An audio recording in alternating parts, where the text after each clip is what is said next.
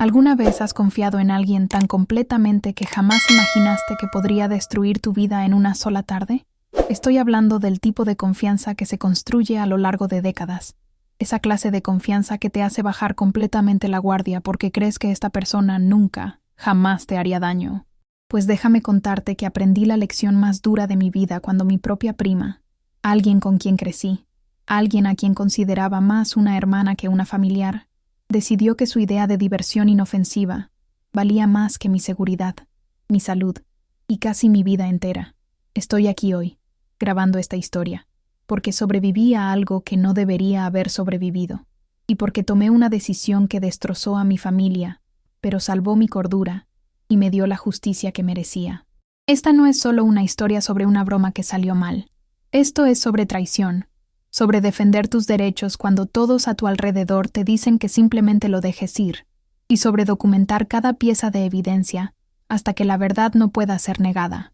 Mi nombre no importa para esta historia, pero lo que sí importa es que lo que estoy a punto de contarte le podría pasar a cualquiera, y necesito que entiendas que a veces las personas más cercanas a nosotros son capaces de causar el daño más profundo.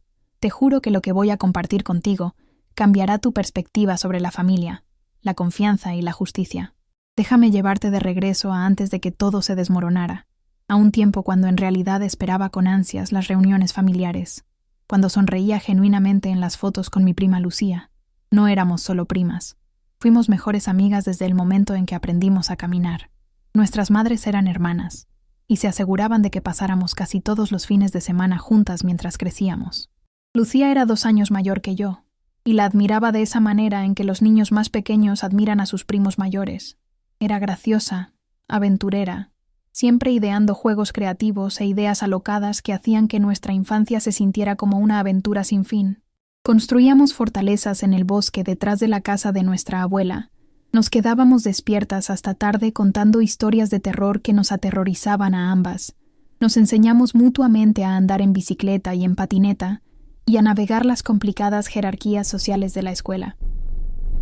Cuando sufrí acoso en la secundaria, Lucía fue quien me defendió sin pensarlo 2 veces. Cuando sus padres pasaron por un divorcio desastroso y lleno de peleas, yo fui a quien llamó llorando a las 2 de la mañana. Ese era el tipo de vínculo que teníamos, o al menos el tipo de vínculo que yo creía que teníamos. ¿Sabes? A medida que crecimos, las cosas comenzaron a cambiar de maneras que no reconocí completamente en ese momento. Lucía desarrolló este rasgo de personalidad que inicialmente me pareció divertido, pero que debería haber visto como una bandera roja gigante. Se obsesionó con las bromas pesadas, con empujar los límites, con ver hasta dónde podía llevar una broma antes de que alguien se molestara de verdad.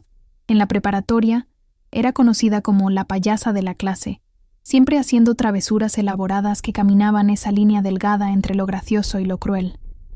Recuerdo una vez que convenció a toda nuestra clase de historia de que nuestro profesor iba a ser despedido, creando memorandos falsos y todo, solo para ver las reacciones de la gente. Otra vez, cambió todos los letreros en los pasillos de la escuela para que todos terminaran en las aulas equivocadas. Los profesores la odiaban, pero los estudiantes pensaban que era increíblemente divertida. Yo me reía junto con todos los demás, nunca pensando que esta necesidad de atención, este deseo de impactar y sorprender a la gente, eventualmente se volvería contra mí de la manera más devastadora posible. Dios mío, si hubiera sabido lo que vendría, habría prestado más atención a esas señales tempranas. Para cuando ambas éramos adultas, Lucía tenía una reputación en nuestra familia. Ella era la divertida, la espontánea, la que hacía interesantes las aburridas cenas familiares con sus historias y su energía desbordante. Yo, por otro lado, me había vuelto más seria, más enfocada en mi carrera y mis responsabilidades. Trabajaba en contabilidad, vivía en un apartamento modesto y pasaba mis fines de semana preparando comidas para la semana y yendo al gimnasio. Nuestros caminos se habían separado, pero aún manteníamos nuestra conexión. Nos enviábamos mensajes regularmente, nos encontrábamos para tomar algo cada pocas semanas y nunca nos perdíamos los cumpleaños de la otra. La amaba genuinamente y confiaba en ella por completo. Esa confianza estaba construida sobre 28 años de historia compartida, de bromas internas y apoyo mutuo, y el tipo de comodidad que viene de conocer a alguien toda tu vida. Cuando confías en alguien tan profundamente, no cuestionas sus intenciones. No ves el peligro venir porque no puedes imaginar que alguna vez querrían lastimarte. Exactamente ahí fue donde me equivoqué. En serio, fue mi error más grande. El incidente ocurrió un sábado de junio, uno de esos días perfectos de principios de verano, donde el clima es cálido, pero no demasiado caluroso, donde el cielo es imposiblemente azul y todo se siente lleno de posibilidades y promesas. Lucía me había invitado a su casa, para lo que ella llamó una parrillada tranquila con algunos amigos. Recientemente había comprado una casa con un patio trasero grande, y estaba emocionada de presumirlo y estrenar su nueva parrilla. Llegué alrededor de las 2 de la tarde, con un six-pack de cerveza artesanal y una ensalada de frutas que había hecho esa mañana, sintiéndome relajada y feliz de pasar tiempo con mi prima y conocer a algunos de sus nuevos amigos. La reunión era exactamente lo que ella había prometido: casual, amigable, con tal vez 8 o 10 personas dispersas por el patio, jugando a lanzar bolsas de frijoles y escuchando música. Lucía estaba en su elemento, manejando la parrilla con una cerveza en una mano y pinzas en la otra, contando historias exageradas que hacían reír a todos. Me sentí cómoda de una manera que no había sentido en semanas. El trabajo había sido estresante, y esto se sentía como exactamente lo que necesitaba para desconectar y disfrutar. A medida que avanzaba la tarde, Lucía comenzó a sacar más alcohol, alentando a todos a beber más, a soltarse y disfrutar el momento. No soy muy bebedora normalmente. Nunca me ha gustado la sensación de estar fuera de control, pero era fin de semana y estaba entre amigos y familia, así que me permití relajarme más de lo normal. Tomé algunas cervezas, participé en las conversaciones, me reí de las bromas de Lucía. Alrededor de las 5 o 6 de la tarde, después de que todos habíamos comido y el sol comenzaba a bajar en el cielo pintándolo de colores naranjas y rosados, Lucía anunció que tenía algo especial planeado. Tenía ese brillo en sus ojos, esa mirada que había visto 1000 veces antes cuando estaba a punto de hacer algo que ella pensaba que era absolutamente hilarante. Todos se reunieron alrededor, curiosos y un poco ebrios, listos para ser entretenidos. Fue entonces cuando sacó esta enorme hielera, del tipo que usarías para una semana de acampada, y la colocó en medio del patio con un ademán teatral que captó la atención de todos. Dentro de la hielera, empacadas en hielo, había docenas de estas paletas heladas caseras que Lucía afirmó que había estado trabajando en ellas durante días.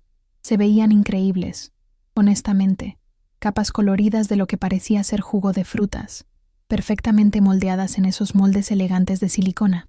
Explicó que había estado experimentando con diferentes combinaciones de sabores, que quería que todos las probaran y dieran su opinión.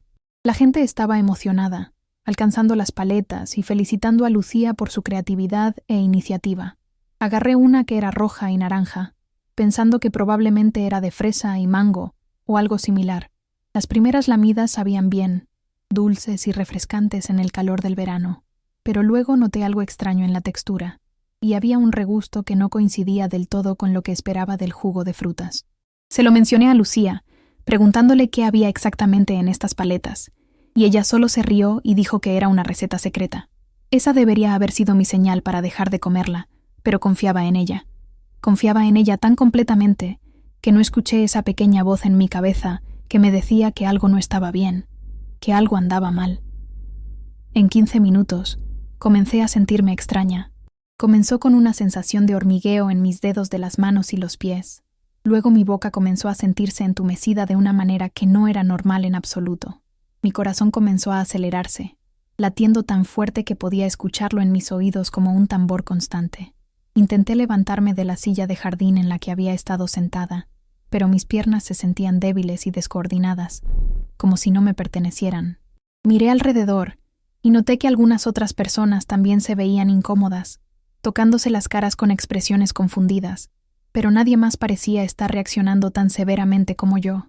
Mi visión comenzó a difuminarse alrededor de los bordes, y sentí esta abrumadora ola de ansiedad y pánico inundando mi cuerpo como agua fría. Llamé a Lucía, mi voz sonando extraña y distante incluso para mis propios oídos, diciéndole que algo estaba muy mal. Nunca olvidaré la expresión en su rostro en ese momento. No era preocupación, no era miedo, era esta mezcla de sorpresa y algo más, algo que se veía casi como emoción de que su broma estaba funcionando. pero con una comprensión gradual de que tal vez estaba funcionando demasiado bien, demasiado intensamente. Ella vino hacia mí rápidamente, preguntando qué estaba mal, y logré decirle que no podía respirar adecuadamente, que mi pecho se sentía apretado como si algo lo estuviera comprimiendo, que algo estaba seriamente mal con lo que había comido. Fue entonces cuando finalmente admitió, con esta risa nerviosa que todavía puedo escuchar en mis pesadillas, que había puesto algo en las paletas. No solo en la mía, sino en varias de ellas, como una broma. Había investigado en línea y encontrado estos suplementos naturales que supuestamente causaban reacciones inofensivas, pero graciosas como hormigueo y ligera confusión, cosas que desaparecerían rápidamente y crearían historias entretenidas para contar. Pensó que sería absolutamente hilarante ver las caras de las personas cuando se dieran cuenta de que habían sido víctimas de una broma, capturarlo en video para las redes sociales y volverse viral. Pero lo que Lucía no tuvo en cuenta, lo que su investigación imprudente no logró descubrir, fue que soy alérgica a uno de los ingredientes que usó. No solo levemente alérgica, sino grave, mortalmente alérgica a un extracto de planta específico que había mezclado en esas paletas, porque algún foro en línea dijo que era seguro y divertido en dosis pequeñas. Imagínate, confiando en un foro de internet para algo así de serio. Mientras Lucía estaba ahí parada explicando su broma, me desplomé. Mis vías respiratorias se estaban cerrando, mi cuerpo estaba entrando en shock anafiláctico, y cada respiración se convirtió en una lucha desesperada por sobrevivir. Podía escuchar a la gente gritando, podía sentir manos sobre mí tratando de mantenerme consciente, pero todo se estaba desvaneciendo como en una película. Alguien, más tarde supe que era una de las amigas de Lucía que era enfermera, inmediatamente reconoció lo que estaba sucediendo y llamó al 911. Corrió a su auto para obtener su kit médico de emergencia y administró un EpiPen que literalmente salvó mi vida en esos minutos críticos antes de que llegara la ambulancia. Lo siguiente que recuerdo claramente es estar en la ambulancia, una máscara de oxígeno en mi cara, paramédicos trabajando frenéticamente a mi alrededor, y el terror absoluto de no saber si iba a morir allí mismo. Recuerdo pensar en todas las cosas que aún no había hecho, todas las conversaciones que nunca tendría, todas las experiencias que me perdería. Pensé en mis padres y cuán devastados estarían si me perdían. Y en algún lugar de esa neblina de miedo y medicación y privación de oxígeno, pensé en Lucía y cómo su necesidad de entretenimiento, su desprecio descuidado por la seguridad, me había llevado a este momento de vida o muerte. Pasé 3 días en el hospital. Las primeras 24 horas fueron críticas. Los médicos no estaban seguros de si mis órganos se recuperarían del shock que mi sistema había experimentado. Mis padres estaban ahí constantemente, mi madre llorando y apenas durmiendo, mi padre paseándose por los pasillos luciendo como si hubiera envejecido 10 años de la noche a la mañana. Mi hermana menor voló desde fuera del estado, aterrorizada de que había llegado demasiado tarde para despedirse de mí. La recuperación física fue brutal en todos los sentidos. Mi garganta estaba tan hinchada que apenas podía tragar durante días. Me tenían con fluidos intravenosos y medicamentos que me hacían sentir desconectada de la realidad, como si estuviera flotando. Mi piel se llenó de urticaria que picaba tan intensamente que quería rasgarme la piel. Pero peor que los síntomas físicos fue el trauma psicológico que quedó grabado en mi mente. Cada vez que cerraba los ojos, estaba de vuelta en ese patio, sintiendo mi garganta cerrarse, experimentando ese terror primordial de la asfixia. Tenía ataques de pánico en mi cama del hospital, convencida de que estaba muriendo de nuevo. Las enfermeras tenían que guiarme a través de ejercicios de respiración, varias veces al día solo para calmarme. Los doctores me dijeron que tuve suerte de estar viva, que si esa enfermera no hubiera estado ahí con un EpiPen, si la ambulancia hubiera tardado incluso 5 minutos más, habría muerto. Habría muerto en una parrillada de patio trasero porque mi prima quería hacer una broma para las redes sociales. ¿Te das cuenta de lo absurdo y trágico que es eso? Lucía me visitó en el hospital una vez, en el segundo día. Se veía terrible. Claramente no había dormido. Sus ojos rojos e hinchados y sus manos temblando visiblemente.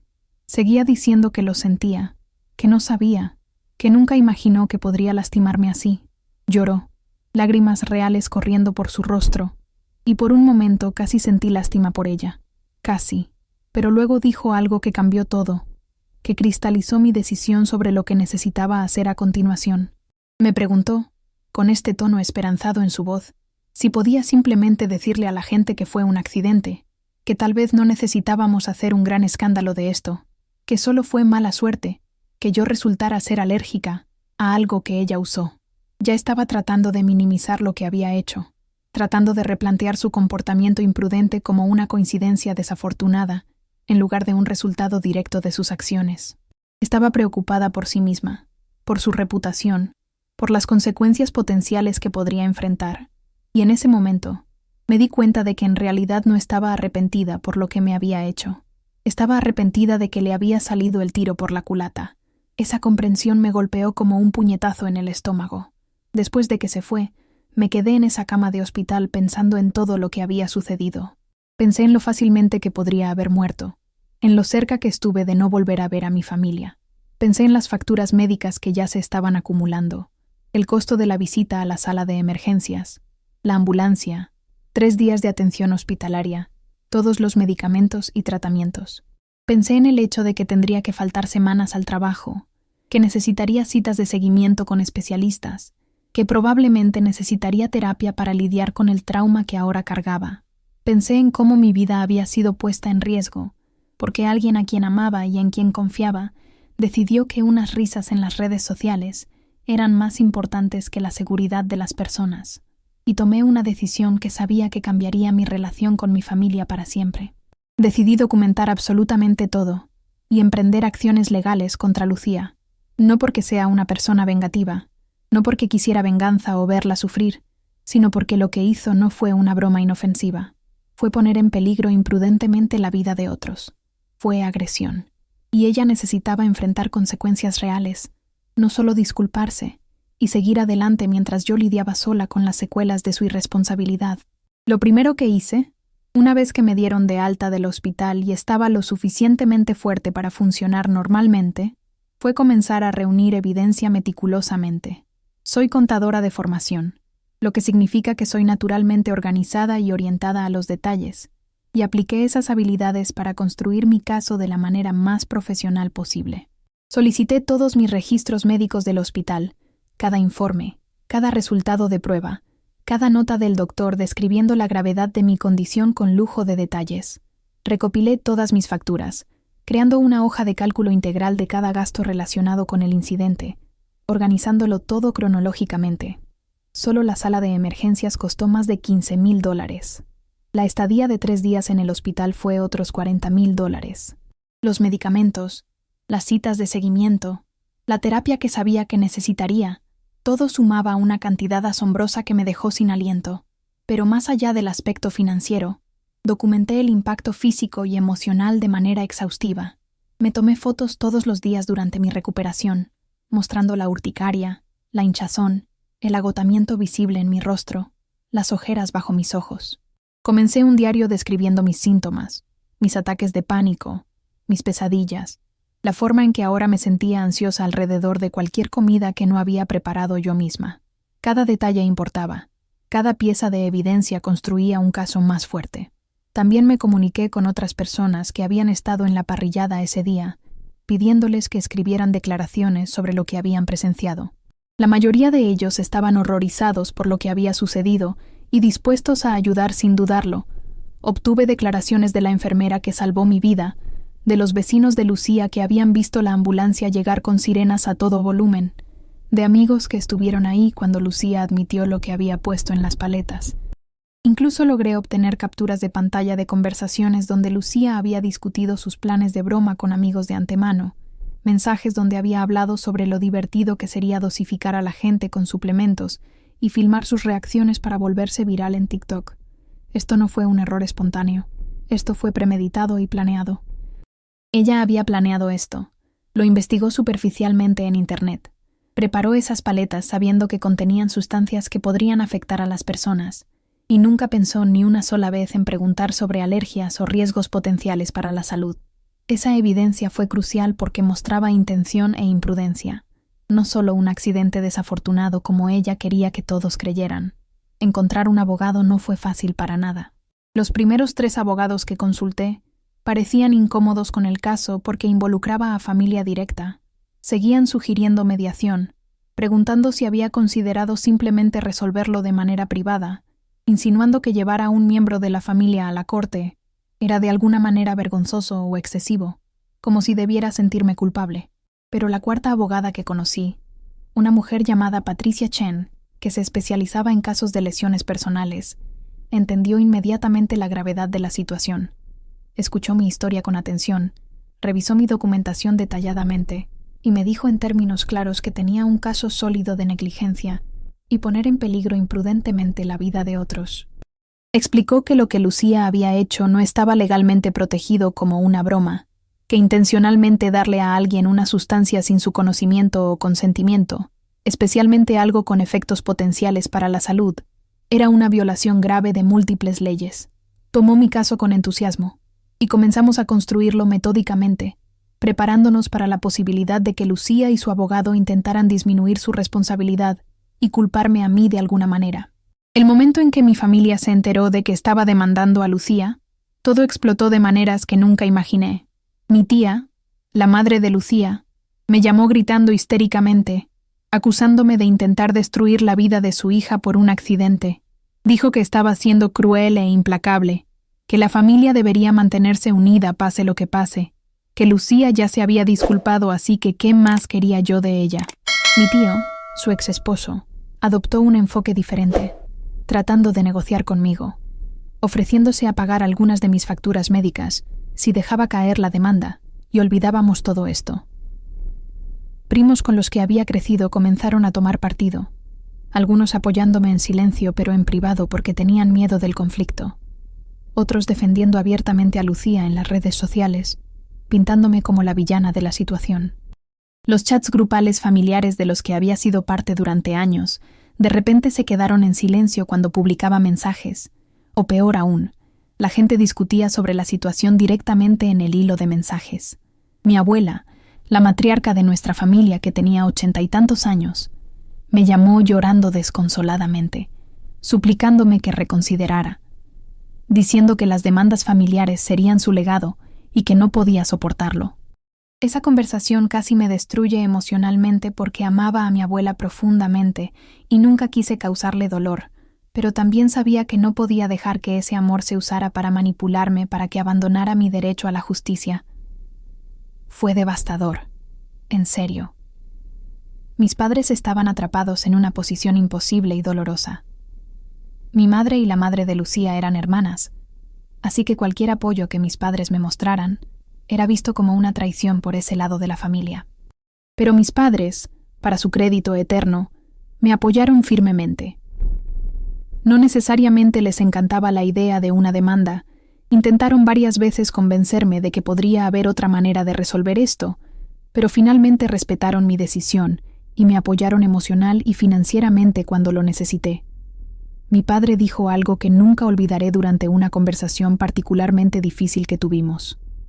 Lo que Lucía hizo podría haberte matado. No me importa si es familia. Si alguien te lastimó tan gravemente, tiene que haber consecuencias reales.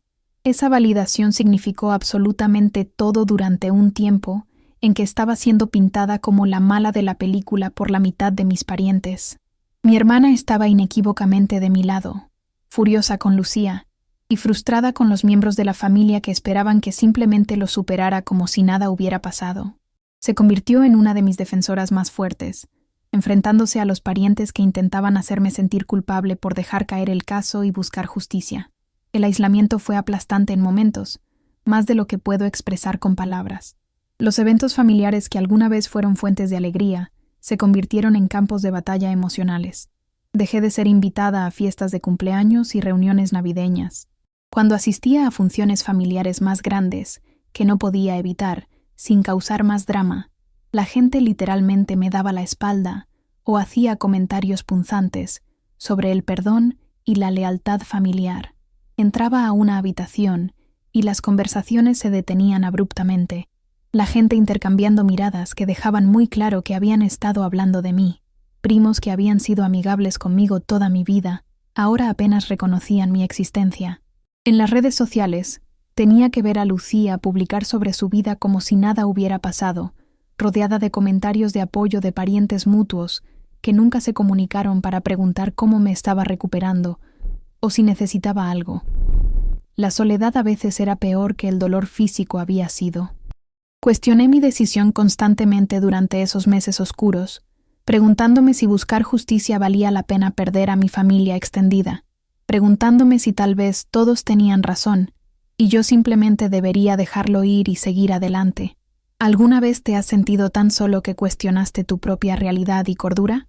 Cuéntamelo en los comentarios si alguna vez has tenido que elegir entre la justicia y mantener la paz, porque necesito saber que no estoy sola en esto. Pero cada vez que dudaba de mí misma, recordaba estar tirada en el suelo en esa parrillada, incapaz de respirar, pensando que iba a morir lejos de mi familia. Recordaba las facturas del hospital apiladas en mi escritorio, las citas de terapia a las que asistía 2 veces por semana para lidiar con el TPT, que ahora cargaba como una mochila pesada, la forma en que todavía no podía comer nada que no hubiera preparado yo misma, sin sentir ansiedad paralizante. Recordaba que Lucía nunca había asumido la responsabilidad completa, que sus disculpas siempre venían con excusas sobre no saber, sobre que fue un accidente, sobre cómo ella también estaba sufriendo las consecuencias. Y recordaba que si me echaba atrás, el mensaje para Lucía y todos los demás sería que puedes poner en peligro la vida de alguien, y mientras digas que lo sientes y sea familia, no hay consecuencias reales que enfrentar. Ese no era un mundo en el que quería vivir.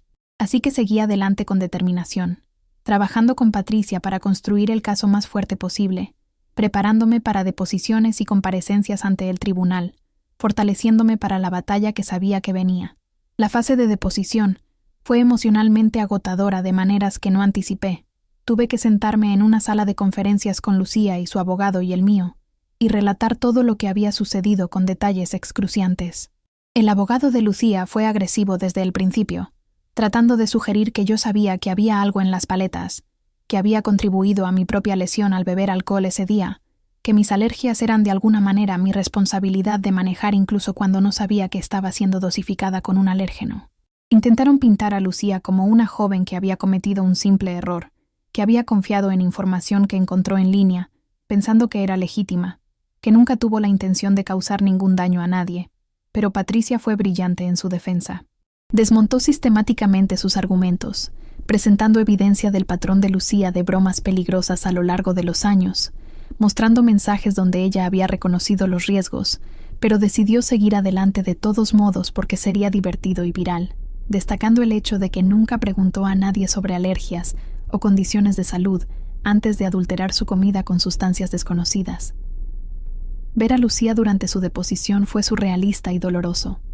Esta era alguien a quien había amado toda mi vida, y ahí estaba, entrenada por abogados, dando respuestas cuidadosas diseñadas para minimizar su culpabilidad, mirándome como si fuera una extraña que la estaba atacando injustamente. El proceso legal tomó casi 1 año desde el momento en que presenté la demanda hasta que finalmente fuimos a juicio. Durante ese año, mi vida existió en este extraño limbo entre el pasado y el futuro. Regresé al trabajo, pero luché con la concentración y la ansiedad constante. Mis relaciones personales sufrieron enormemente. Estaba saliendo con alguien cuando ocurrió el incidente, y el estrés de todo terminó esa relación en unos pocos meses, porque no podía estar emocionalmente presente. Pasé miles de horas reviviendo el peor día de mi vida, contando la historia a abogados, médicos, terapeutas y cualquier otra persona que necesitara escucharla para el caso. Me sometí a múltiples evaluaciones médicas para documentar los efectos a largo plazo de lo que había sucedido. Los médicos confirmaron que probablemente lidiaría con síntomas de ansiedad y TPT durante años, posiblemente permanentemente.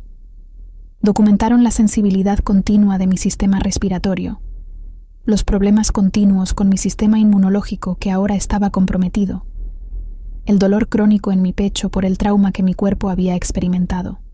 Todo esto fue al archivo del caso, construyendo una imagen integral de cómo una tarde de diversión inofensiva de Lucía había cambiado irrevocablemente mi vida para siempre. A medida que se acercaba la fecha del juicio, la familia de Lucía hizo un último esfuerzo para que me conformara con un acuerdo extrajudicial por una cantidad menor. Lo pintaron como misericordia, como darle a Lucía una oportunidad de hacer las cosas bien sin el espectáculo público de un juicio que mancharía su nombre. Pero yo sabía lo que realmente era, una manera de controlar la narrativa, de mantener los detalles en silencio, de evitar que un juez validara públicamente que lo que Lucía hizo estuvo mal y fue peligroso. Rechacé el acuerdo sin dudarlo. Quería un juicio completo. Quería que la historia completa se contara en un tribunal de justicia. Quería que un juez, y potencialmente un jurado, escucharan todo y decidieran si las acciones de Lucía constituían poner en peligro imprudentemente y negligencia criminal. Mi abogada apoyó esta decisión, aunque me advirtió que los juicios son impredecibles y emocionalmente brutales de formas que no puedes prepararte completamente. Entendí los riesgos perfectamente, pero también sabía que necesitaba esta validación externa, necesitaba escuchar de una autoridad imparcial que no estaba exagerando, que lo que me sucedió fue serio y merecía responsabilidad total. El juicio en sí fue una de las experiencias más intensas de mi vida entera.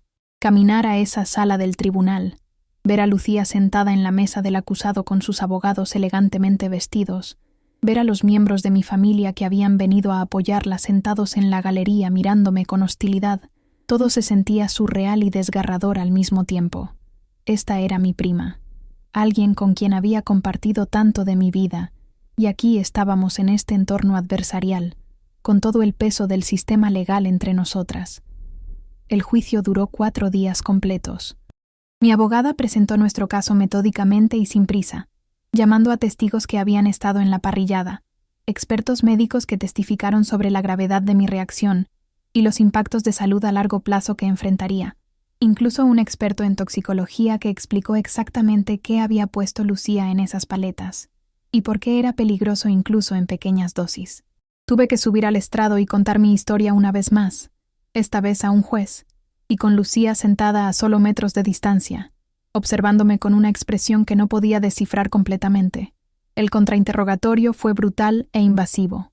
El abogado de Lucía intentó todos los ángulos posibles para disminuir lo que había sucedido, pero me mantuve firme en mis respuestas, contestando preguntas honestamente y sin dejar que torcieran mis palabras para crear una narrativa falsa. El testimonio más impactante vino de la doctora de la sala de emergencias, que me había tratado esa primera noche terrible.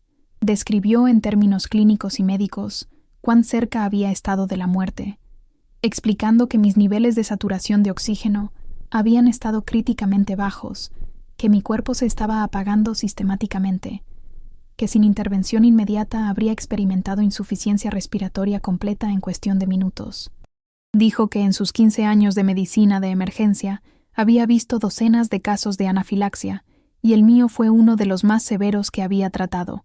Testificó que las sustancias que Lucía había usado, aunque comercializadas en línea como suplementos seguros, eran conocidas en la comunidad médica por causar reacciones severas en individuos susceptibles, y que cualquiera que hiciera incluso una investigación básica sobre su uso debería haber estado al tanto de estos riesgos graves. Este testimonio fue devastador para la defensa de Lucía, porque estableció que el peligro debería haber sido previsible, que su investigación había sido inadecuada e imprudente. Al ver la cara de Lucía mientras esta doctora explicaba calmadamente cómo su broma casi me mató, vi miedo real por primera vez desde que todo esto comenzó. Un reconocimiento de que realmente podría enfrentar consecuencias serias y duraderas. Cuando llegó el momento de que Lucía testificara, la observé de cerca, esta persona que había conocido tan íntimamente, y traté de ver quién realmente era más allá de mis recuerdos y suposiciones. Su testimonio fue cuidadoso, ensayado, diseñado para mostrar arrepentimiento mientras minimizaba la responsabilidad personal. Admitió que había puesto suplementos en las paletas sin decirle a la gente, pero lo caracterizó como una mala decisión en lugar de poner en peligro imprudentemente vidas. Lloró en el estrado, hablando sobre lo arrepentida que estaba, como nunca imaginó que yo podría resultar herida, cómo había estado viviendo con culpa y arrepentimiento desde entonces. Su abogado le hizo preguntas diseñadas para pintarla como una buena persona que había cometido un error, destacando su trabajo voluntario y su empleo, y testigos de carácter que testificaron sobre su bondad. Por un momento, viéndola llorar, sentí que ese viejo afecto intentaba resurgir, esa parte de mí que quería creer que estaba genuinamente arrepentida y que tal vez de alguna manera podríamos reparar esto eventualmente. Pero luego Patricia la interrogó, Y todo cambió drásticamente. Le preguntó a Lucía sobre los mensajes que habíamos encontrado donde había discutido la broma de antemano con amigos. Le preguntó por qué nunca había preguntado sobre alergias si realmente creía que lo que estaba haciendo era inofensivo. Le preguntó que explicara cómo publicar videos de las reacciones de personas a ser drogadas sin saberlo era algo más que buscar entretenimiento a expensas de otros. Le preguntó si me había contactado después de la visita al hospital para ofrecer pagar las facturas médicas o proporcionar apoyo de cualquier tipo, y tuvo que admitir que no lo había hecho. Le preguntó si había asumido alguna responsabilidad públicamente, si había advertido a otros sobre lo que había hecho para que pudieran estar atentos a las reacciones, y nuevamente tuvo que admitir que no lo había hecho. Para el final de su contrainterrogatorio, quedó claro que el arrepentimiento de Lucía era principalmente sobre las consecuencias que ella estaba enfrentando, no sobre el daño que me había causado a mí. La expresión del juez durante este testimonio me dijo todo lo que necesitaba saber sobre cómo iba el caso. No estaba impresionada por las lágrimas de Lucía, ni por sus excusas elaboradas. La estaba viendo por lo que era, alguien que había priorizado el entretenimiento sobre la seguridad y ahora estaba tratando de escapar de la responsabilidad usando la manipulación emocional. Los argumentos finales fueron poderosos y emotivos. El abogado de Lucía hizo un llamamiento emocional sobre los jóvenes que cometen errores, sobre la importancia del perdón en las relaciones familiares, sobre cómo Lucía ya había sufrido lo suficiente a través de la culpa y el conflicto familiar. Argumentó que los gastos médicos podían manejarse a través del seguro y planes de pago personales, que el tribunal no necesitaba imponer cargas financieras adicionales que seguirían a Lucía durante años y arruinarían su futuro. Me pintó como vengativa, como alguien que usaba el sistema legal para castigar en lugar de buscar una compensación justa. Fue difícil sentarme allí y escucharme caracterizar de esa manera tan injusta, pero me mantuve calmada, confiando en la evidencia que habíamos presentado durante días. Luego Patricia dio nuestro argumento final, y fue exactamente lo que necesitaba escuchar. Repasó sistemáticamente cada pieza de evidencia, cada testimonio, construyendo un caso irrefutable de que Lucía había actuado con desprecio imprudente por la seguridad, que sus acciones causaron directamente mis lesiones, que esas lesiones habían resultado en costos financieros masivos y sufrimiento continuo, y que yo tenía derecho a daños que tanto me compensarían por mis pérdidas, como enviarían un mensaje claro de que tal comportamiento es inaceptable y conlleva consecuencias reales y serias. El juez tomó un día para tomar su decisión final. Esas 24 horas de espera fueron agonizantes de una manera que no puedo describir adecuadamente. No podía comer, no podía dormir. Repasaba todos los resultados posibles en mi cabeza una y otra vez. ¿Y si el juez se ponía del lado de Lucía? ¿Y si todo esto había sido en vano? ¿Y si había destruido las relaciones familiares sin ninguna razón válida? Pero cuando regresamos a la corte al día siguiente, el veredicto del juez fue claro e inequívoco, sin dejar lugar a dudas. Encontró a Lucía responsable de negligencia y poner en peligro imprudentemente. Declaró explícitamente que lo que ella había hecho no era una broma inofensiva, sino un acto peligroso que mostraba un claro desprecio por el bienestar de otros. Señaló que su incapacidad para preguntar sobre alergias, su investigación inadecuada sobre las sustancias que usó, su decisión de adulterar la comida de las personas sin consentimiento y sus intentos iniciales de minimizar la gravedad de lo que sucedió, todo demostraba un nivel de imprudencia que merecía consecuencias serias. Me otorgó daños que cubrían todos mis gastos médicos pasados y futuros, salarios perdidos, costos médicos futuros incluyendo terapia a largo plazo y compensación adicional por dolor y sufrimiento emocional. La cantidad total fue sustancial, más de lo que incluso había pedido en algunas categorías, porque ella quería dejar en claro que lo que Lucía hizo fue serio, inaceptable, y merecía el peso completo de las consecuencias legales. El momento en que el juez anunció su decisión, sentí esta abrumadora oleada de vindicación mezclada con una tristeza profunda. Había ganado. El sistema legal había validado mi experiencia y reconocido que merecía justicia y compensación. Pero mirando al otro lado de la sala del tribunal a Lucía, viéndola desplomarse en su silla, viendo a su madre llorando en la galería, no sentí ningún triunfo o satisfacción. Esto no era realmente una victoria en el sentido tradicional, era solo la conclusión de algo terrible, que nunca debería haber sucedido en primer lugar.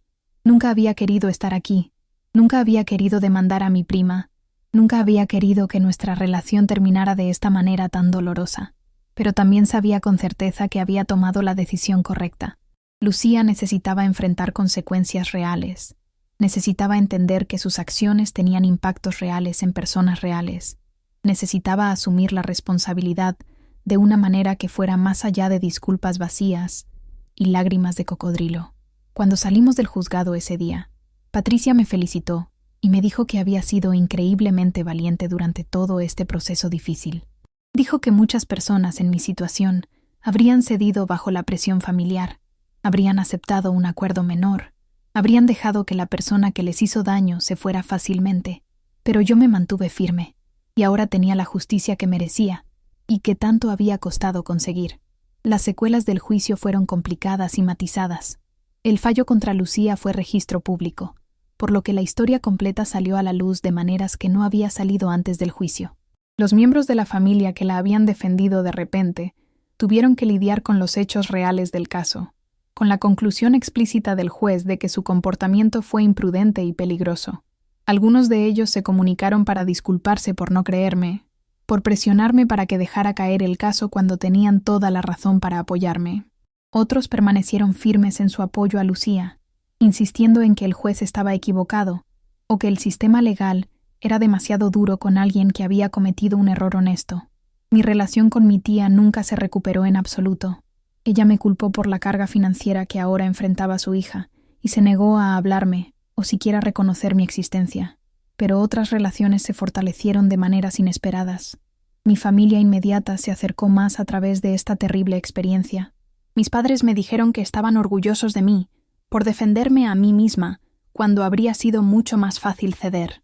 Mi hermana se convirtió en una de mis defensoras más feroces, cortando relaciones con miembros de la familia que hablaban negativamente de mí en las redes sociales o en reuniones. Incluso escuché de primos que admitieron en privado que siempre habían sabido que las bromas de Lucía iban demasiado lejos, que habían sido víctimas de su necesidad de atención de maneras más pequeñas, y me respetaban por finalmente responsabilizarla de manera definitiva. En cuanto a Lucía, escuché a través de canales familiares que el fallo la golpeó duramente de muchas maneras. Tuvo que establecer un plan de pago para los daños, que le tomaría años pagar completamente. Perdió su casa nueva, tuvo que mudarse de regreso con su madre temporalmente, lo cual fue humillante para alguien de su edad. Algunos de sus amigos se distanciaron cuando se enteraron de la historia completa y se dieron cuenta de la gravedad de lo que había hecho. Su presencia en las redes sociales, que había sido tan importante para ella y su identidad, se volvió inactiva después del juicio. No sé si alguna vez realmente entendió la gravedad de lo que hizo, o si solo resentía las consecuencias que enfrentaba. Nunca volvimos a hablar después del juicio, ni siquiera un mensaje. Parte de mí esperaba que algún día, años en el futuro, pudiera comunicarse con una disculpa genuina, una que reconociera la responsabilidad completa sin excusas ni justificaciones. Pero no estaba conteniendo la respiración, y había hecho las paces con la probabilidad de que nuestra relación estuviera permanentemente terminada. A veces el precio de la justicia es perder personas que amabas profundamente, y tienes que decidir si puedes vivir con ese precio. Yo decidí que podía, que mi bienestar valía más que mantener una relación tóxica. Mi propio proceso de sanación continúa incluso ahora, años después del incidente. Los efectos físicos de ese día terrible se desvanecieron en su mayoría durante el primer año, aunque todavía llevo un EpiPen a todas partes a donde voy, y soy hipervigilante sobre las alergias alimentarias de maneras que nunca fui antes. Los efectos psicológicos tomaron mucho más tiempo para abordar adecuadamente. Pasé 2 años en terapia intensiva trabajando a través del TEPT, las pesadillas recurrentes, la ansiedad alrededor de la comida y la confianza en general. Mi terapeuta me ayudó a entender que lo que sucedió no se trataba solo del peligro físico. Se trataba de la traición por parte de alguien a quien amaba, sobre la violación de que mi autonomía corporal fuera arrebatada cuando alguien adulteró mi comida sin consentimiento, sobre aprender que las personas en las que confiaba podían herirme de maneras inimaginables. Eso es mucho para procesar emocionalmente, y honestamente, todavía lo estoy procesando de diferentes maneras. Soy más cautelosa ahora, más lenta para confiar plenamente, más consciente de las banderas rojas en el comportamiento de las personas. Algunos podrían decir que eso es un resultado negativo, pero lo veo como sabiduría ganada de la manera más difícil posible. También me he convertido en una defensora del consentimiento y la seguridad en situaciones sociales. Hablo cuando veo a personas haciendo cosas potencialmente peligrosas como bromas o diversión. Educo a la gente sobre la seriedad de la adulteración de alimentos y las implicaciones legales y éticas que conlleva. Si mi historia puede evitar que incluso una persona pase por lo que yo pasé, entonces algo bueno habrá salido de esta pesadilla que viví. Mirando hacia atrás en todo lo que sucedió, he aprendido lecciones profundas sobre la justicia, la familia y la autodefensa que llevaré conmigo por el resto de mi vida. Aprendí que a veces hacer lo correcto te hará impopular, te costará relaciones que valorabas, te obligarán a estar solo contra personas que quieren que te quedes callado y aceptes el status quo. Aprendí que los lazos familiares, por preciosos que sean, no pueden usarse como escudos contra la responsabilidad y las consecuencias. Estar relacionado con alguien no les da permiso para poner en peligro tu vida sin enfrentar consecuencias reales. Aprendí que documentar todo meticulosamente, contar tu verdad de manera clara y consistente, y negarte a retroceder cuando sabes que tienes razón, puede llevar a la justicia incluso cuando parece imposible de alcanzar. Aprendí que el sistema legal, con todos sus defectos, a veces puede funcionar exactamente como debería, validando a las víctimas y responsabilizando a los perpetradores de sus acciones. Más importante aún, aprendí que soy mucho más fuerte de lo que jamás supe, que podía sobrevivir no solo el trauma físico de casi morir, sino también el trauma emocional de perder a la familia y pelear una batalla legal prolongada. Ese conocimiento, esa confianza en mi propia fuerza y juicio, es algo que nadie puede quitarme nunca. Es mío para siempre.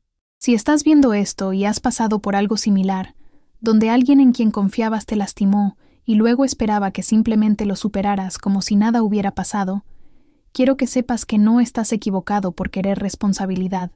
No eres mezquino por buscar justicia a través de medios legales. No eres vengativo por documentar lo que sucedió y tomar acciones legales para protegerte. Lo que te pasó importa enormemente. Tu sufrimiento es real y válido, y mereces que eso sea reconocido y compensado adecuadamente. No dejes que nadie te haga sentir culpable por defenderte a ti mismo, incluso si esas personas son familia, incluso si la presión cultural para perdonar y olvidar es abrumadora y parece imposible de resistir. Tu bienestar, tu seguridad, tu derecho a la justicia. Estas cosas importan más que mantener la paz superficial o mantener las apariencias familiares. También quiero decir a cualquiera que piense que las bromas son diversión inofensiva. No lo son en absoluto. El momento en que haces algo a otra persona sin su conocimiento o consentimiento, especialmente algo que involucra su cuerpo o su comida o cualquier sustancia que pueda afectarlos, has cruzado una línea seria. El hecho de que pienses que es gracioso no lo hace correcto o aceptable. El hecho de que no tengas la intención de causar daño grave no te absuelve de la responsabilidad cuando ocurre un daño grave. Investiga tus acciones cuidadosamente, considera todos los riesgos posibles, pide consentimiento explícito y entiende que serás responsable si las cosas salen mal, sin importar cuáles fueran tus intenciones originales. A todos los que han llegado hasta aquí en mi historia, muchísimas gracias por escuchar con atención. Gracias por tomarse el tiempo para entender lo que pasé y por qué tomé las decisiones que tomé, incluso cuando fueron difíciles. Si esta historia resonó contigo de alguna manera, si te hizo pensar de manera diferente sobre la responsabilidad y la familia y la justicia, por favor deja un comentario abajo y comparte tus pensamientos y experiencias. ¿Alguna vez has tenido que tomar una decisión difícil entre mantener la paz y buscar justicia? ¿Cómo lo manejaste? Me encantaría escuchar tus historias y perspectivas, porque creo que compartir estas experiencias nos fortalece a todos. Es tan importante que creemos espacios donde las personas puedan hablar su verdad sin vergüenza, donde los sobrevivientes de daño puedan ser creídos y apoyados en lugar de presionados al silencio. Tu compromiso con este contenido, tu disposición a escuchar y validar estas experiencias dolorosas, eso es parte de crear esa cultura de apoyo y comprensión. Si encontraste valor en esta historia, si te enseñó algo o te conmovió emocionalmente de alguna manera, por favor dale like a este video. Tus likes ayudan a que este contenido llegue a más personas que podrían necesitar escucharlo, que podrían estar pasando por algo similar y sintiéndose completamente solos. Considera suscribirte a Mi Verdad Revelada, donde compartimos historias reales de personas reales sobre sobrevivir, superar y encontrar justicia en circunstancias difíciles y dolorosas. Estamos construyendo una comunidad de personas que creen en la responsabilidad, que apoyan a los sobrevivientes, que se niegan a dejar que el comportamiento dañino sea barrido bajo la alfombra. Dale al botón de suscripción y activa la campanita de notificaciones para que nunca te pierdas una historia como esta. Estas narrativas importan. Estas experiencias merecen ser escuchadas y compartidas, y tu apoyo hace posible que sigamos compartiéndolas con el mundo. Gracias nuevamente por estar aquí, por escuchar con el corazón abierto y por ser parte de esta comunidad hermosa. Recuerda siempre, eres más fuerte de lo que crees. Tu verdad importa profundamente y mereces justicia sin importar quién te haya lastimado.